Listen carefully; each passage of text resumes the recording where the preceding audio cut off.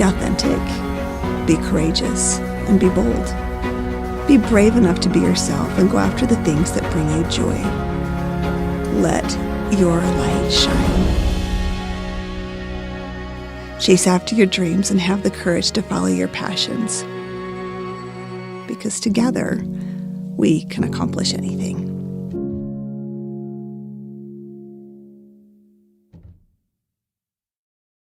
Hi, I Am Mom Summit attendees. I'm so excited to be here. I love Jamie and all the I Am Mom people. They're just, hearts are pure gold for gathering up all this incredible content for free for all of you. First things first, I'll introduce myself. My name is Caitlin Olsen. I'm a marriage and family therapist and a mom of 3. My kids are 7, 5, and 2, and they're just the cutest, sweetest, funniest, weirdest, best kids on the planet. I've been married for 10 years to my husband, who is also pretty cute and sweet and funny and weird. He's in the Air Force, but we've been able to stay at the same base for over 9 years. So here we are in Las Vegas, where we've been for nearly a decade. It's where all of our kids were born, where I got to go to grad school, and where I've started my career. In my work, I focus mostly on addiction and couples, as well as trauma recovery for individuals.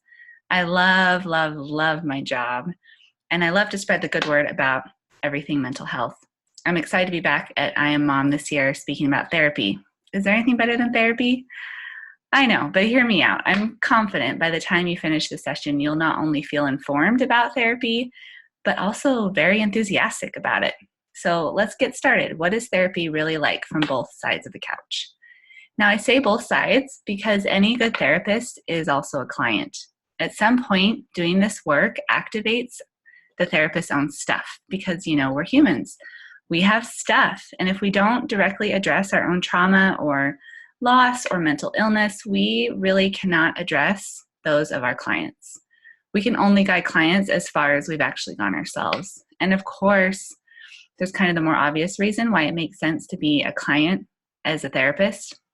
It's just really useful to just sit on the couch and know what it's like to be a client. It's like opening up a new restaurant. You go check out the other restaurants in town and sit and order and take note of what works for you and what doesn't. So much of what informs my work as a therapist was learned from my experiences as a client in therapy. So let's walk through this. I've attended therapy consistently twice in my life, once before becoming a therapist and once after. As a client before becoming a therapist, I'll tell you what it felt like. It was really overwhelming. It was overwhelming logistically. Like, I didn't even know how to find a therapist. How do I schedule? How much will it cost? How much is covered by my insurance? How long will this take? How often should I go? All these kind of logistical questions that were swirling around. And then, of course, there was emotional overwhelm. I felt so much shame for wanting to see a therapist or feeling the need to see a therapist. I had a lot of fear about what it might mean about me and my life and my family. I was really, really discouraged with just the overwhelming logistical part of it. I was discouraged that I didn't know what to do, which added to the shame. I felt a lot of grief and this loss, this kind of sense of loss of myself and my sense of my own mental health. I felt like if I was mentally well, I didn't need therapy. And if I didn't need therapy, that meant I was like mentally ill. And I was just really distraught about the situation that had me thinking I needed therapy. And then the kind of overwhelm just compounded that feeling of distraught. I believed all the myths about therapy, that there must be something wrong with me if I needed it. I believed that therapists were perfect humans who have everything figured out and all of their problems are permanently solved. I believed that therapists could do the work for me or even do it to me, that there was nothing I would actually have to do except just go show up for an hour every once in a while. I believed that nothing in between sessions would make a difference. I really believed that I would go for a little while, like a few months. I would feel better. Life would go back to normal and I would never have to go to therapy again. Fast forward a few years and a graduate degree in marriage and family therapy. And as a client, after becoming a therapist myself, it was still overwhelming. It was logistically kind of a nightmare. How do I make time for this? How do I pay for it? How do I arrange childcare? Do I tell the therapist that I'm a therapist too? And if I do tell them, like, how soon do I need to put it in my paperwork? Should I give them a heads up? I was really kind of logistically overwhelmed. Emotionally overwhelmed was there too this time around. I felt shame, only it was kind of like doubled down because now that I'm a therapist, I should have known better, right? I had a lot of shame and fear around what if people find out. And by people, I mean, what if my own clients find out that if they somehow, I don't know how they would, but if they somehow find out that I'm in therapy for all these problems, what if my friends find out? What if my extended family figures it out? A lot of fear. I had fear around, like, what if it doesn't work? What if I have to go to therapy every 7 years for the rest of my life and I'm just like unfixable? But then there was also fear, like, what if it does work and my life is different and I'm different and I have no idea what that means or what it looks like or what to expect? There was all that uncertainty and that unfamiliarity, that fear of the unknown. I had fear around what will be asked of me. How much time is this going to take? There's the hour for session every week or every other week. And then the time in between, is there going to be a lot of homework? Which interventions will be used? Now I had kind of this clinical perspective in my head, and I used that to overwhelm myself emotionally. Like, is she going to ask me to do that thing I ask my clients to do that looks really hard, that they have a lot of struggle with? Is there going to be a diagnosis, and what will it be? Clinically, what am I diagnosable as? Is she going to think I need medication? Do I have to involve other people here? It was just overwhelm. I had some beliefs that were getting in my way. I didn't believe the same myths that I did the first time around, but I did have some obstacles in my thoughts. One of them was, I can't find a good therapist in Las Vegas. I'm too close to the field now. I know every single therapist, or I've worked with every single therapist, or that therapist knows this other therapist who knows me. It's too close. I also believe that all therapists are the same, that my experience with a new therapist would be the same as it was the first time I saw a therapist. I also really believe that degrees or licensure, differences in training mattered the most. It took me a long time to even consider looking outside the marriage and family therapy field.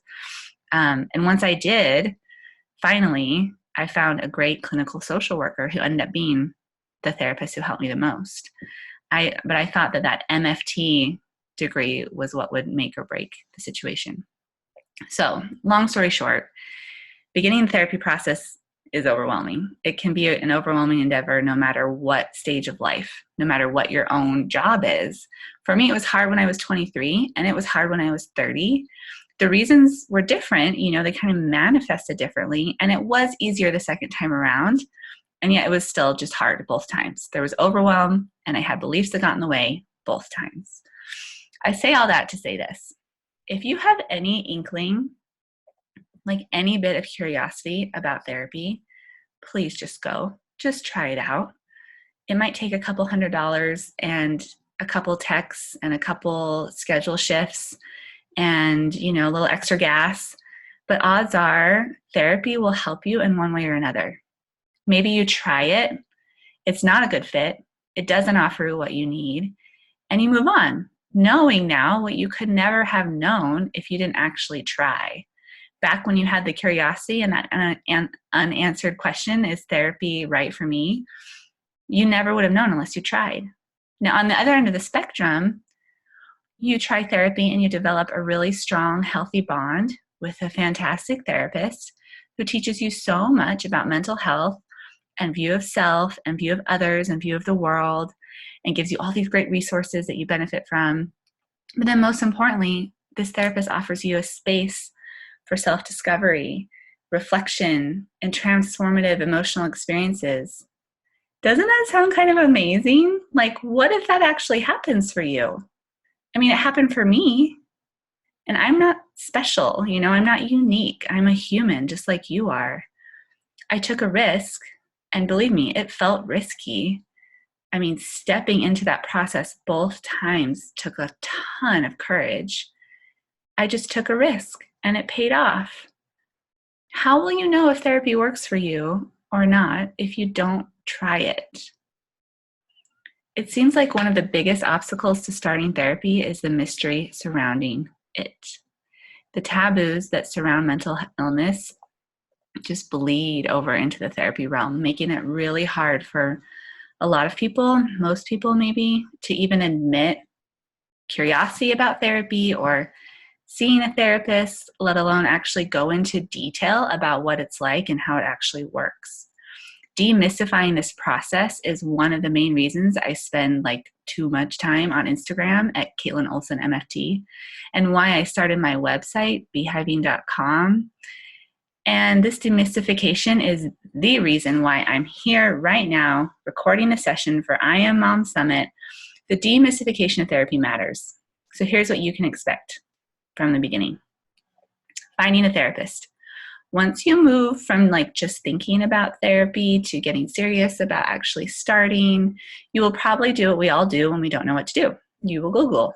And thanks to sites like psychologytoday.com and goodtherapy.com, it doesn't take long at all to find a long list of therapists in your area. So this is where you shop around. Be picky. Odds are someone you love or you yourself will be paying out of pocket for some of, if not all of, the costs of therapy. So be choosy. Ask for the free phone consultations. Almost every therapist I know does this, including me, and set up appointments with more than one therapist. No good therapist will take your shopping around personally, and if they do, it's just a sign that they're not the right fit and you can move on to the next one. Another way to find a therapist is to just ask around. I mean, how do you find like your nail salon or a babysitter, or choose our cars, or even which neighborhood to live in? We hear from our friends and our family and our circles. Odds are that someone in your circle has a therapist that they love. There's also a good chance that someone you know is in the mental health field, so you could ask them. Maybe you have a religious leader or a human resources director who can point you in the right direction. I found my first therapist by calling Military One Source, which is a support network for military families. And they linked me up with my insurance provider, who connected me directly, all in the same phone call, with my future therapist's office. So by the time I was done with that phone call, I had a session scheduled. It doesn't always work that way, but there are lots and lots of resources available. And odds are it's going to be something personal to you, like a friend, a family member, someone from church, someone from work who can help you find the right person. Then contacting a therapist. Depending on how it's set up, you may call the number you find online or that someone refers to you, and the therapist just picks up the phone. Or maybe you leave a voicemail and the therapist themselves calls you back. But some therapists, probably most, work for agencies or clinics that have client coordinators or like receptionists who schedule new client intakes, so that you would be in contact with them. Like that's the first kind of line of contact. Initially, that's who you would talk to. And then in even other cases, you might schedule online or via email or via text without interacting with a human really at all. Then there's the paperwork. Sometime before the first session, via either digital means or in like a real hard copy, you will have some paperwork to fill out. It won't take too long, like 10 or 20 minutes, depending on how much information your specific therapist wants in writing. Some ask for like a full family and individual history on paper, in addition to the standard demographic information and informed consent forms. You might fill this out electronically, like days or weeks before your first session, or you might fill it out 15 minutes before the first session in the lobby, where they've left you a clipboard with a stack of paper, like kind of like the doctor's office.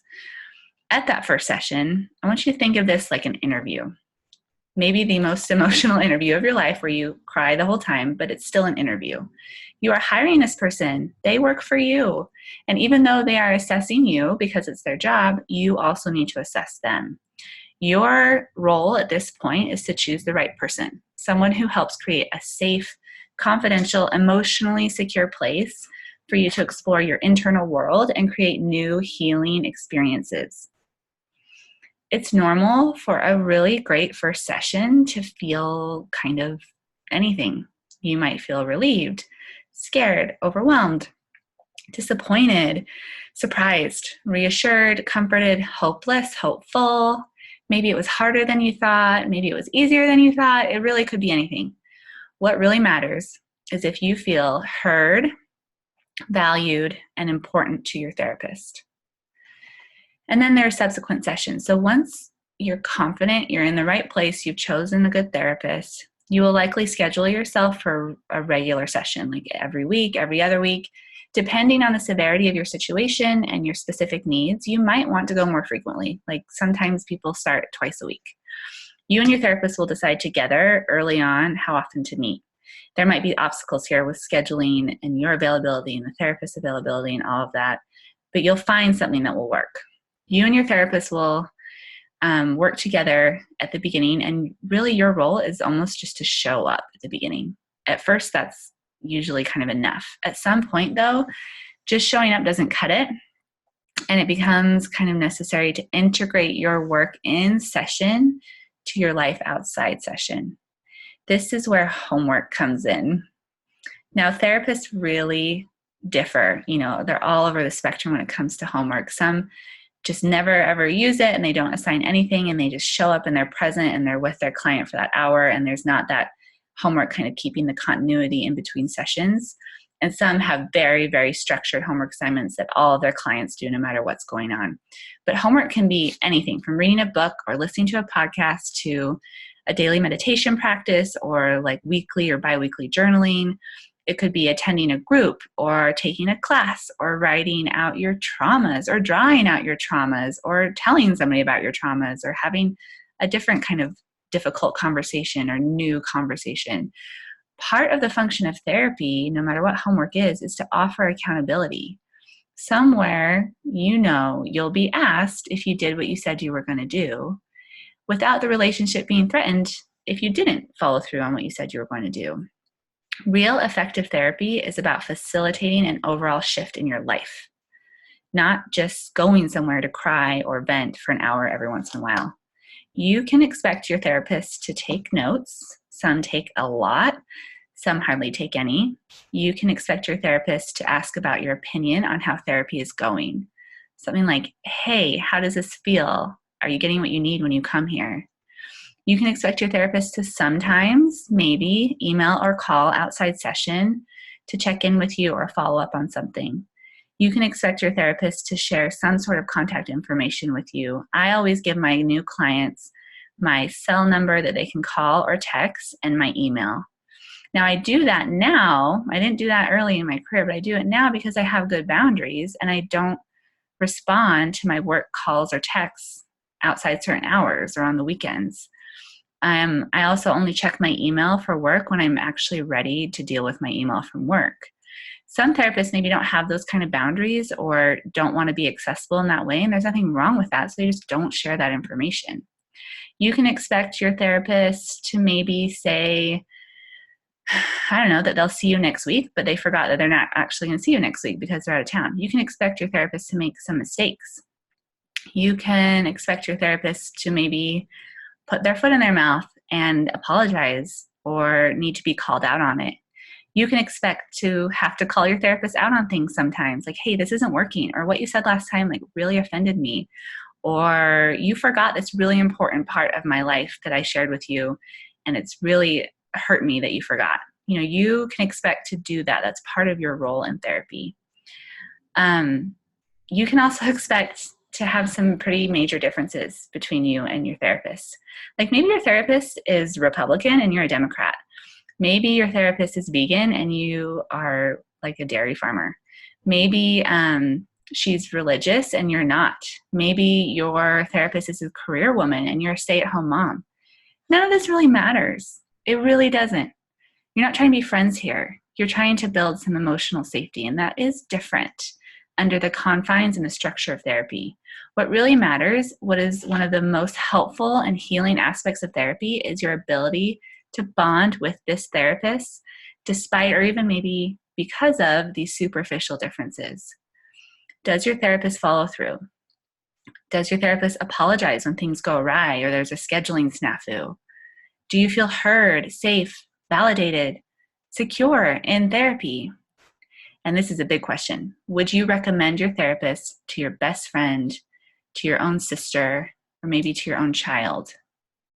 If the answer is yes, it's okay that she's Republican or not Republican. It's okay that she eats meat or doesn't eat meat. It's okay that your therapist works 60 hours a week and you stay home with your kids. The stuff that really matters is at the core. It's underneath all of that. And answering those questions is how you know that things are really working in therapy. Now, successful therapy can last anywhere from like 2 sessions to 2 years to forever. There's no formula and there's no right or wrong way dictating how much time this healing and transformation takes.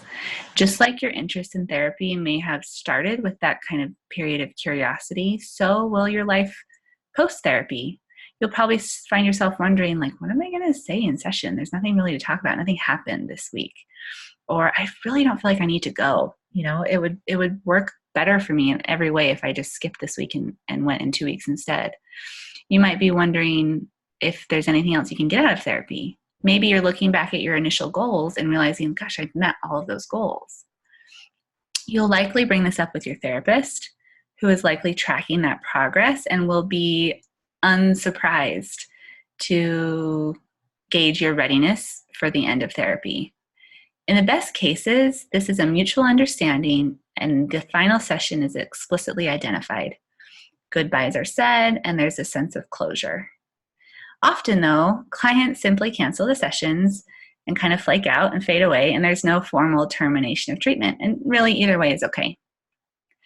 So that's what life is like on the client end. You know, a very general description of what to expect as a client in therapy.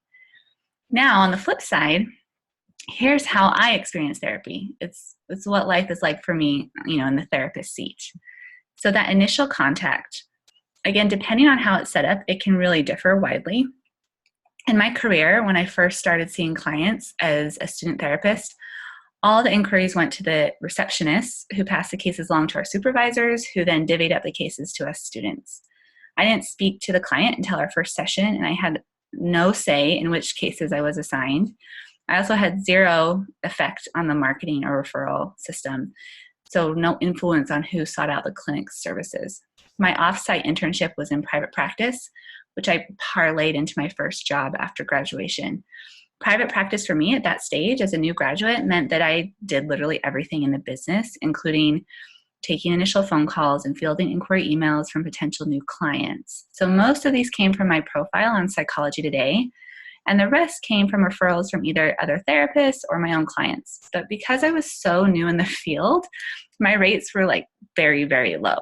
And that seemed to be the main factor for those who reached out to me from Psychology Today. Like, people just like the idea of paying like $30 an hour rather than 120 or 150 that fully licensed therapists with years and years of experience were charging at the time. After a few years of private practice, I joined up with a clinic and became an employed therapist. So I was an employee, which meant that I just showed up and did therapy. You know, I had some like team meetings, but for the most part, I just went in and saw my clients and left. I had no client calls or customer service or marketing or managing referrals or, you know, answering emails. Anyone looking to work with me, like any referrals from clients or friends in the field or people in my personal life who really wanted to work with me, they weren't coming for the clinic, they were coming for me. They might reach out with my email or my work phone number, but I would immediately just redirect them and guide them over to the client coordinators who got them on my caseload. So the new clients then met with an intake therapist who assigned them to their long-term therapist, which would be me often, but the first session was actually with a therapist who would not actually be their therapist after that first session. So it means the second session is actually like the first session with the assigned therapist, kind of like having 2 first sessions. It's a little weird, but it happens. A lot of clinics and agencies do it that way.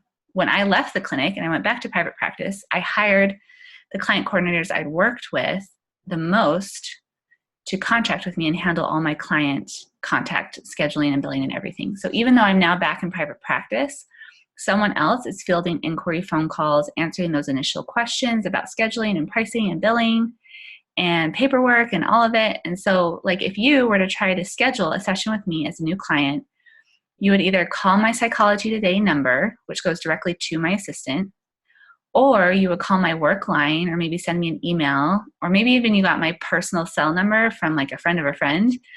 And then I would say, great, thanks for getting in touch. Here's my assistant's phone number. Please talk to her about scheduling, right?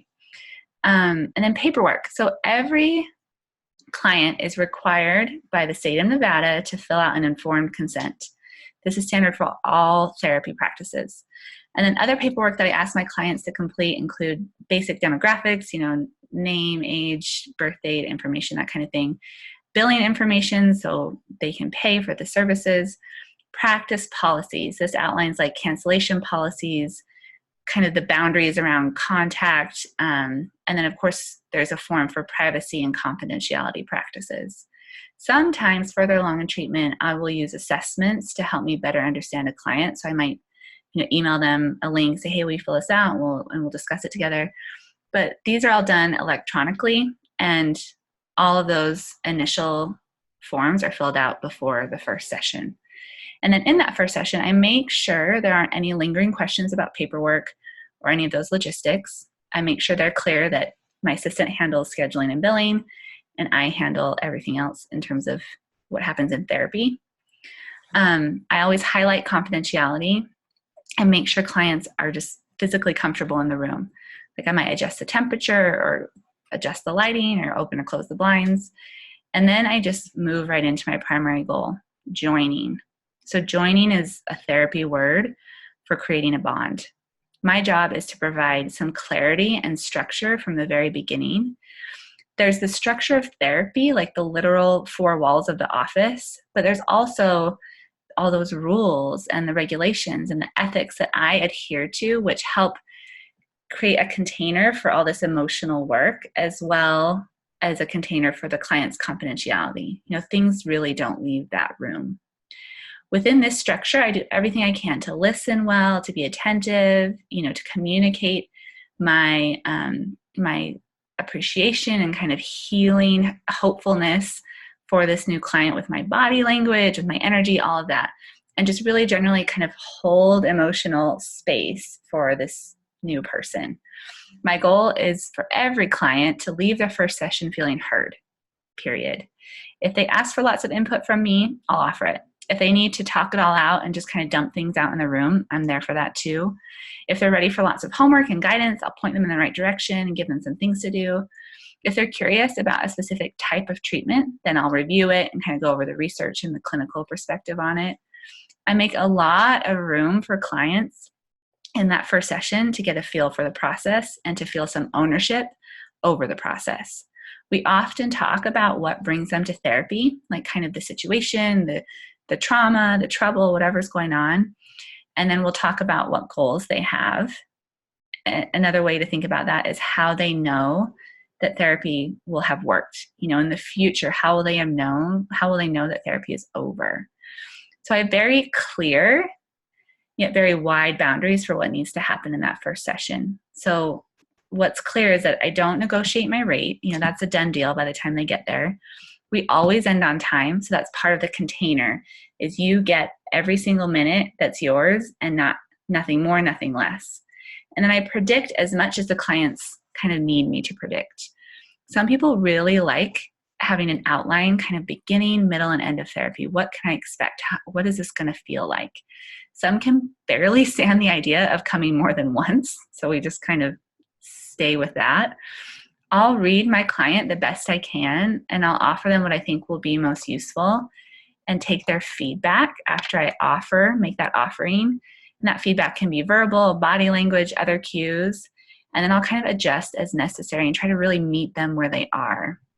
I begin building that therapeutic alliance from the get-go through this practice of attunement. I'm trying to really be in tune with where the client is and trying to make some educated guesses about what they're thinking, how they're feeling, how this is going for them. Oftentimes, not just guessing, but directly acting. How does this feel? Or asking, how does this feel?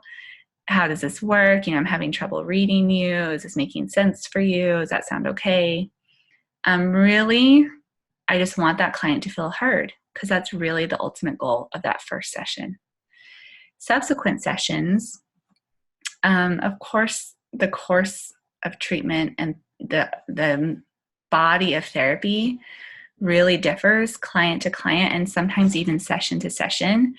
Oftentimes, we'll end one session by kind of planning what to do next time. And then sometimes that plan just doesn't apply when that next session comes, it just doesn't work. I take a collaborative approach. So I combine my general mental health and relationship expertise with the client's specific expertise on themselves and their situation. I keep a very loose treatment plan kind of in the back of my mind as we work together. It's rare these days for me to actually sit and write out a formal plan beginning to end, partly because I have enough experience. I don't really feel the need to do that, but mostly because I've learned that what seems like the right plan at the beginning just doesn't feel right after some work, and it usually needs to shift, sometimes in major ways. So making a true treatment plan is kind of moot. Because I'm not on any insurance panels and I just take cash paying clients, I am not required to diagnose my clients. This feels like a great kind of weight off of the whole situation, because sometimes clients will ask for a super bill to seek reimbursement and from their insurance providers, and I'll provide that. I'll give them a diagnosis for sure. But otherwise, unless there's a serious diagnosis the client would really benefit from being explicitly identified, I don't focus on diagnosis or bring it up with clients. It tends to put a burden and an extra taboo, an extra layer of stigma on the person who's now labeled with some sort of clinical diagnosis. If a client brings up a question about their diagnosability, or my favorite, if they ask about the diagnosability of their spouse, I redirect the conversation to why. How come this matters? How come it matters that you might be diagnosable as X, Y, or Z, or that your wife or husband is diagnosable as X, Y, or Z?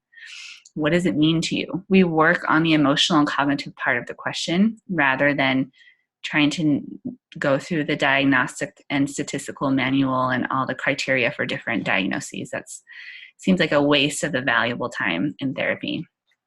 Of course, if medication might help a client, I do strongly encourage them to seek out the services of a psychiatrist or a medical doctor. That's way beyond my scope of practice, and I'm ethically bound to just direct them to go see and seek the expertise of someone who can prescribe medication and who practices within that scope. The diagnosis on its own, like I said, just usually comes with taboo and stigma, and in my experience, it doesn't affect the problem itself. Whether we diagnose adjustment disorder or just keep talking about having a hard time, the language we use doesn't usually affect the symptoms in a way that's helpful. In fact, it can make it harder or more harmful. So my kind of philosophy is let's just work on the core problem and the symptoms of it in ways that have proven actually useful and helpful in my experience.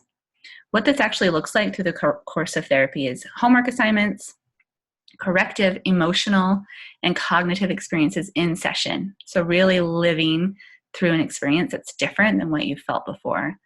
And then directly addressing traumas, again, in session, and then consistent evaluation of the differences between how things were for the client when they started therapy and how things are for them now, consistently assessing the progress. And at the end of therapy, or kind of the clinical term for the end of treatment, is the termination of therapy. Lots of times clients just kind of fade out. And sometimes, of course, I'm a human. I wonder did I do something wrong? What happened? Sometimes I know they just decided I wasn't the right fit. We just never quite gelled. It wasn't quite right. And if that's the case, sometimes I'll just send a very kind email and say, I noticed you canceled your sessions.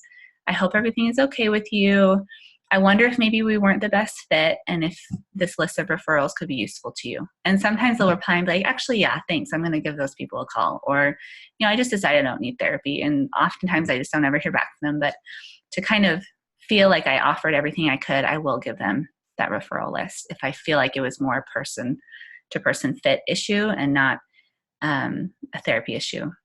And then most of the time, though, when they just kind of fade out, they've just decided they don't need therapy anymore. And they're okay without it, and life is fine. And that's great. That's good for them. When clients don't just fade away and we work together and actually plan for and execute the end of therapy, it's a really wonderful experience.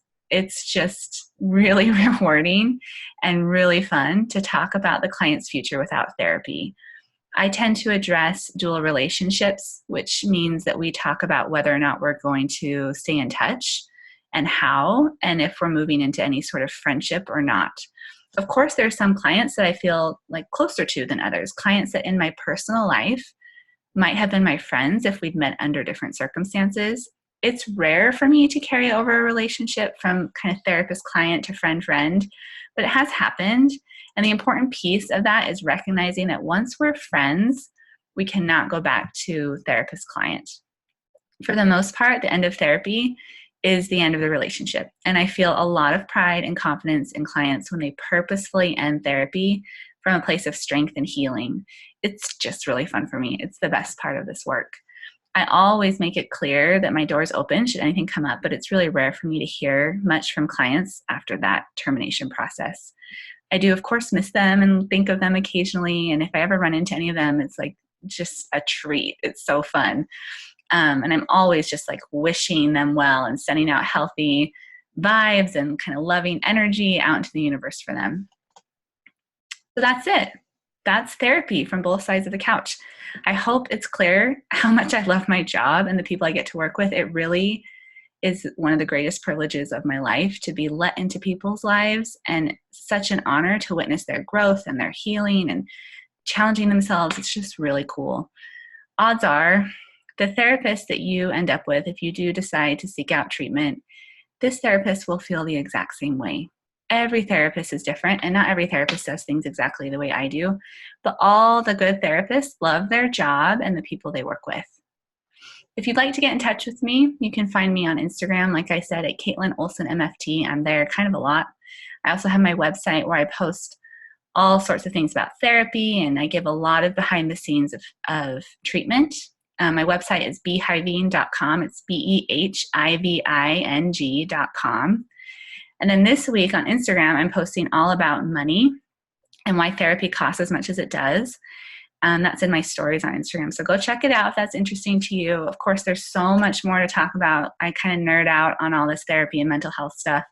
So I'm on there just sharing the wealth as much as I can. It's really fun to interact and get to know and meet new people there. But otherwise, just thank you for taking the time to be here, for watching this session, and enjoy the rest of the I Am Mom Summit, and have a great, great day.